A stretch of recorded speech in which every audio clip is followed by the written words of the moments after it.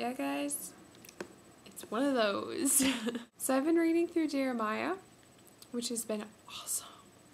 And sometime this week I read Jeremiah 24, which you should go read. I'm not going to read it in entirety here, even though it's really short.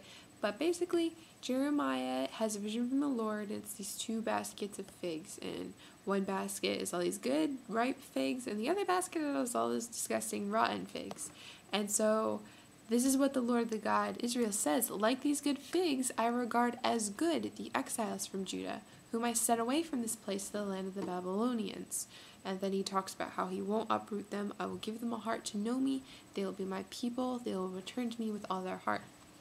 Then in verse 8 it says, but like the poor figs, which are so bad they cannot be eaten, so I will deal with Zedekiah, king of Judah, his officials and survivors from Jerusalem, whether they remain in this land or live in Egypt. I will make them abhorrent and an offense to all the kingdoms of the earth, a reproach and a byword, an object of ridicule. I will send the sword and famine against them until they are destroyed from the land I gave to them. And then the chapter ends. So when I read this week, I was like, God, I'm a little confused.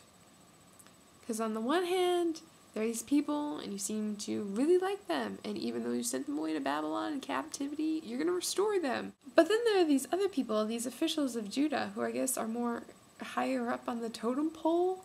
They are not so lucky. They're going to get destroyed. And I was like, God, you're a God of justice, and you are indiscriminate. In fact, the chapter right before that talks about how he's not just going to judge the people of Israel and Judah, he's going to judge everyone that doesn't do good in the area. He's going to destroy all these major cities that are totally wicked. So that was the chapter before it, talking about how God is indiscriminate in his justice and everybody gets their just reward. And now in this chapter, it's like, some people are good and some people I'm totally going to wipe off the face of the earth. And I'm like, I don't really get it. So that's my question. Why does God choose to deal with one group of people one way and another group of people another way? Or I guess that's oversimplifying the scenario. What I really want to know is, why does God have it in so bad for these officials of Judah? What was I saying?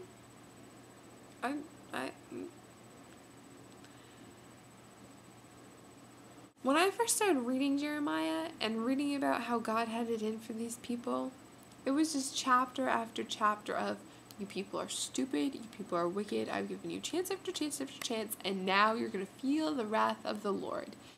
They have done wicked things. They've made unjust laws.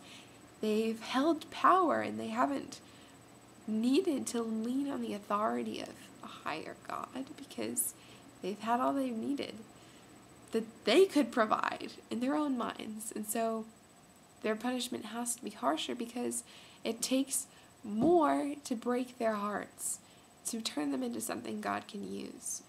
I've probably mentioned a lot before the people we saw in Battery Park in New York. These incredibly wealthy people. Like, I can't even handle how wealthy they are.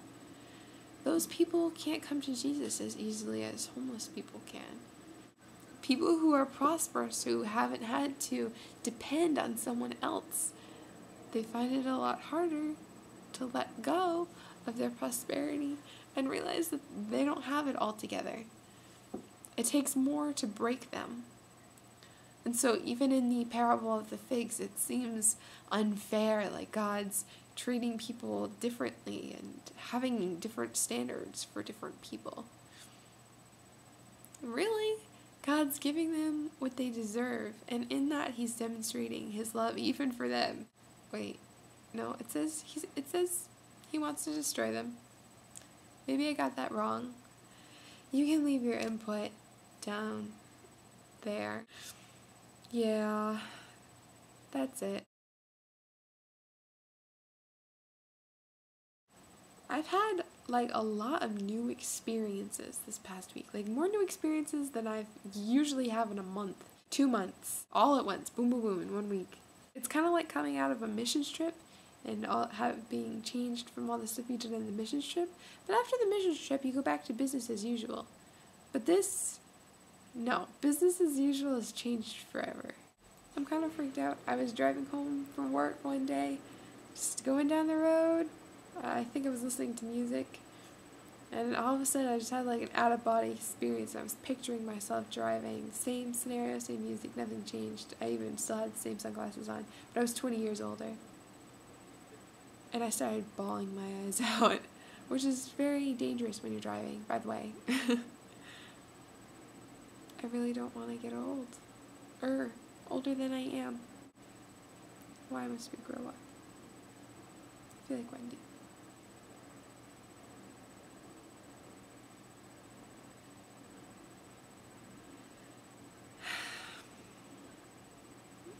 Okay, that's all. Peace.